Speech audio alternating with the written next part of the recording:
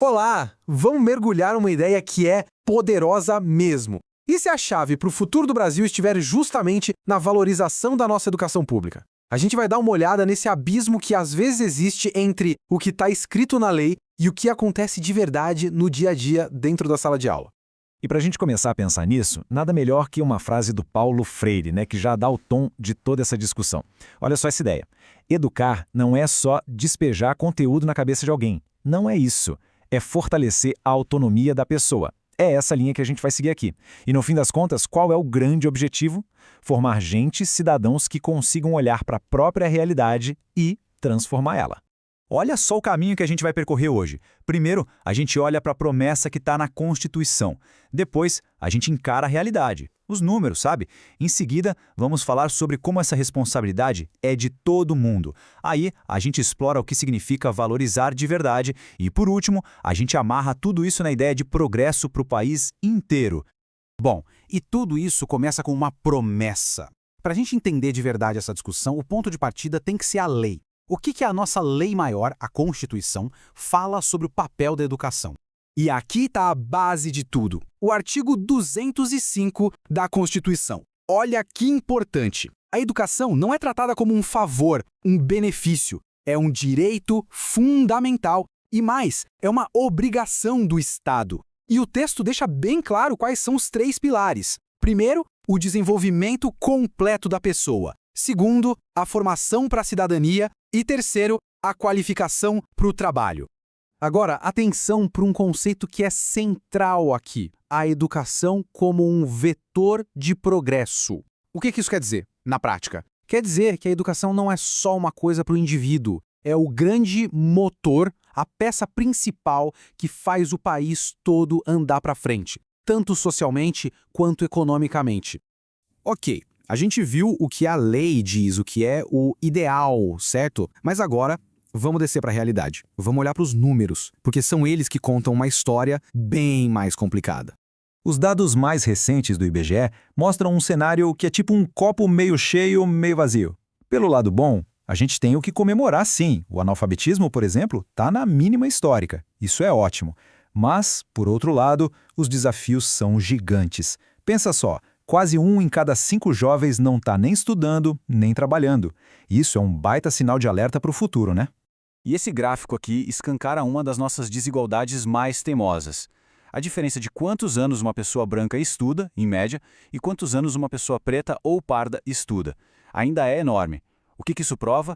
Que a porta da oportunidade na educação não está aberta do mesmo jeito para todo mundo. Isso cria uma barreira, uma muralha, na verdade, para a mobilidade social. Agora, se prepara para esse número porque ele é pesado. 8.700.000 é esse o número de jovens com idade entre 14 e 29 anos que não terminaram o ensino médio. Isso não é só estatística, né? São milhões de sonhos interrompidos. É um potencial imenso que o país inteiro desperdiça. O que esses números todos mostram é que o problema é grande demais para ser resolvido só dentro dos muros da escola. É uma questão social que vai fundo e que precisa da atenção de todo mundo, de toda a comunidade. E essa imagem da campanha do Unicef fora da escola não pode diz tudo. A frase "cada presença conta" é um lembrete de que a evasão escolar não é um problema só da família ou do aluno. É um problema nosso, de toda a sociedade. E garantir que toda criança, todo adolescente esteja na sala de aula, isso é uma responsabilidade de todos nós.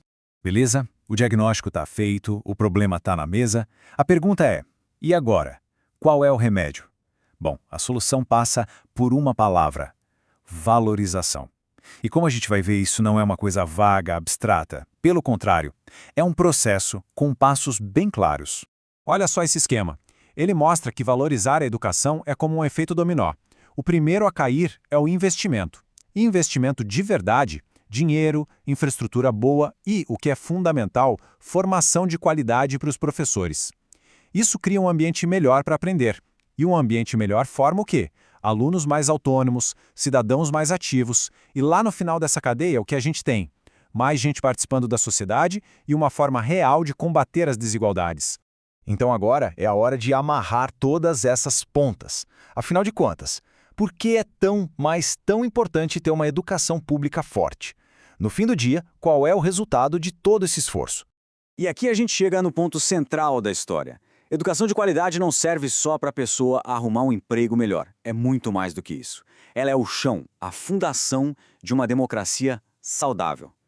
Pensa bem, gente bem informada, que sabe pensar criticamente, são essas as pessoas essenciais para participar das decisões, para cobrar dos políticos, para lutar pelos próprios direitos.